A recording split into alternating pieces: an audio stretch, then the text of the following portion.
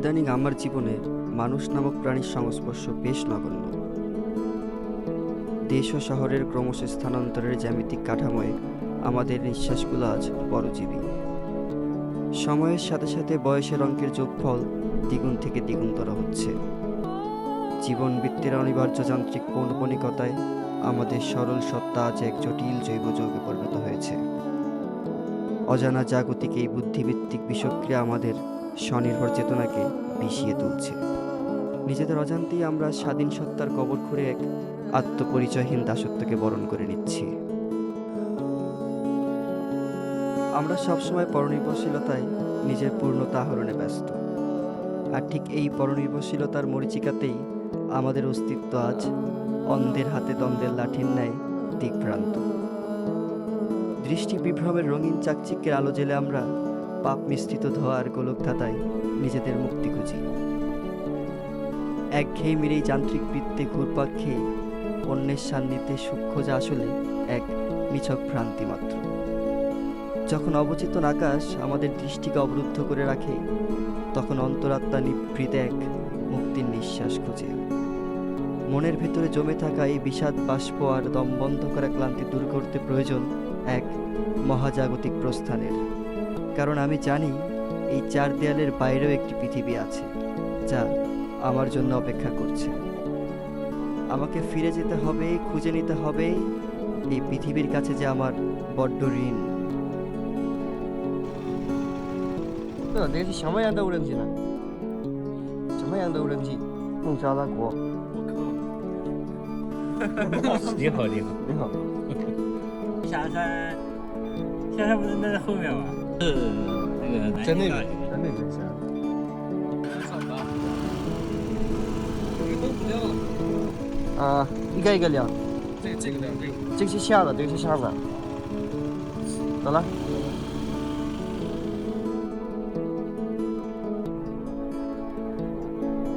জীবন কখনোই সহজ ছিল না। বরাবরের মতো এখন অতীতকে সহজ এবং ভবিষ্যৎকে কঠিন হিমালয় সম মনে হয়। জীবন হয়তো নদীর মতো একই ধারায় বহমান, অথবা উড়োজাহাজের মতো হাওয়া বুঝে অবস্থান এবং উচ্চতার পরিবর্তন। আমি প্রাণের স্পন্দন ফিরে পেতে চাওয়া এক তৃষ্ণার্থ যাযাবর। স্বআরোপিত এই যান্ত্রিক বাস্তবতা ভেঙে আজ আমি প্রকৃতির মাঝে নিজের হৃতগৌরব উদ্ধার করতে বেরিয়েছি। চাকার এই দুরন্ত আবর্তন আর বাতাসের উদ্দাম ঝাপটা, এরাই আজ আমার আত্মার প্রশান্তকারী। একাকিত্ব শব্দটিকে আমরা বড্ড ভয় পাই। আমরা ধরে নেই জনবিচ্ছিন্ন অস্তিত্ব মানেই এক নিদারুণ অসহায়ত্ব। কিন্তু আধ্যাত্মিকতার দর্শনে একাকিত্ব হলো স্রষ্টার দেয়া এক শ্রেষ্ঠ উপহার, যখন আপনার চারপাশের লৌকিক শূন্যতাগুলোকে সমগ্র মহাজগৎ তার বিশালতা দিয়ে পূর্ণ করে দেয়। অনেকে আমাকে প্রশ্ন করেন, আমি একা কেন করি? একা কি ভয় করে না? আমি নীরবে হাসি। আমি ভাবি, মানুষ কি ভিড়ের মধ্যে একা থাকে না? হাজারো মানুষের কোলাহলে থেকে যখন আপনার অন্তরাত্মার খবর কেউ রাখে না, সেটি তো হচ্ছে একাকিত্ব। আর প্রকৃতির মাঝে এই যে আমি একা, এটি একাকিত্ব নয়, এটি হলো নিঃসঙ্গতার রাজকীয় বিলাস, যেখানে শুধুমাত্র আমি আমার অস্তিত্বে বিলীন। জায়গাগুলো খুবই অদ্ভুত রে এবং ভয়ানক সুন্দর। পিছনে সূর্যাস্ত, উপরে পাহাড়, নির্জন পথ। পথিক হিসাবে একাই চলতেছি। রোমাঞ্চকর যাত্রা যাকে বলে।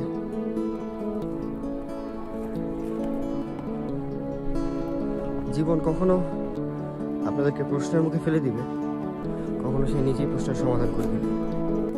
আর তার জন্য প্রয়োজন ভ্রমণ।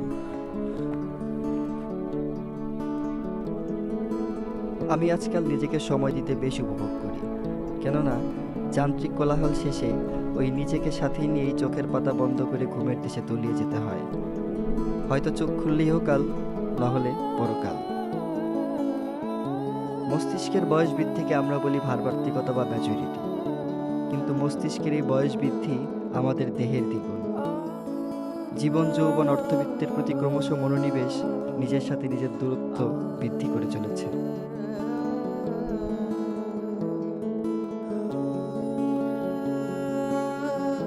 শৈলশিখরের এই মৌন গাম্ভীর্য আর আরণ্যের এই স্নিগ্ধতা এরা আমাদের বিচার করে না, কেবল নিবিড়ভাবে আলিঙ্গন করে।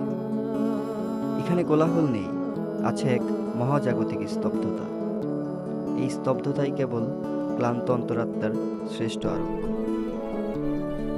শৈতের আবরণে পাথর সাময়িক শ্বেতরূপ ধারণ করলেও দিন শেষে তার অবিনশ্বর কালো পাথর অবয়ব বিদ্যমান থাকে। প্রকৃতির এই মহাজাগতিক স্তব্ধতার সামনে দাঁড়ালে নিজের অহংকারকে ধূলিকণার চেয়েও তুচ্ছ মনে হয়।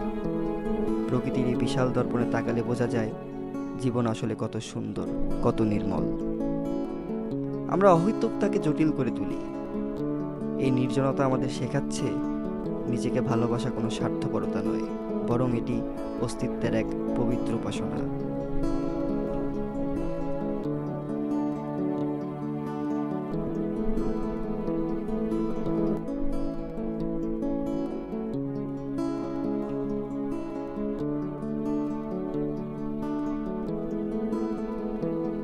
কাগজ আর কলম এই নশ্বর পৃথিবীতে সবচেয়ে নির্ভরযোগ্য শ্রোতা।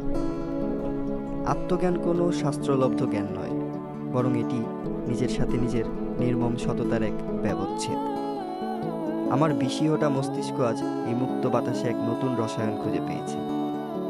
এই উচ্চতায় অক্সিজেনের মতো মানসিক প্রশান্তির স্বল্পতা আজ বড় প্রখর। তবে এই শৈলশিখর আহরণ কোনো তাৎক্ষণিক প্রাপ্তি নয়, বরং এক দীর্ঘ প্রত্যাবর্তনের নাম।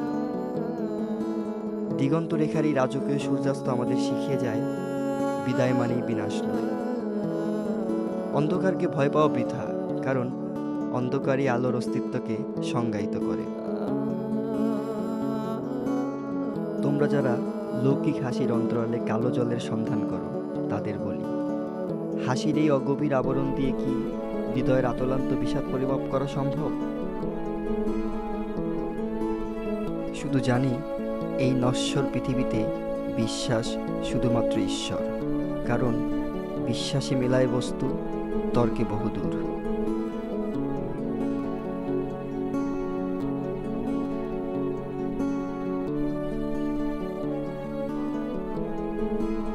পৃথিবীর এক মাথা থেকে অন্য মাথা ঘুরে বেড়ানো, এটা হচ্ছে আমার স্বপ্ন।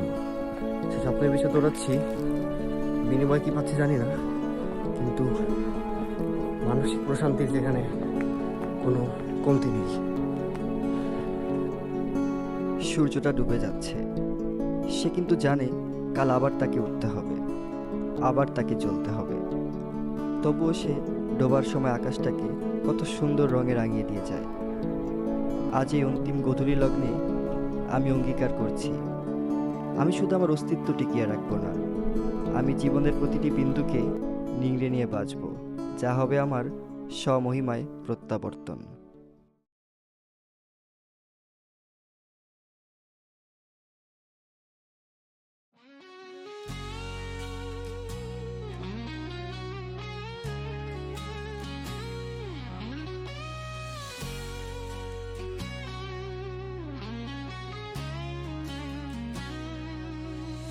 When the clouds hang low and the rain starts to fall, you feel so alone, like you've lost it all.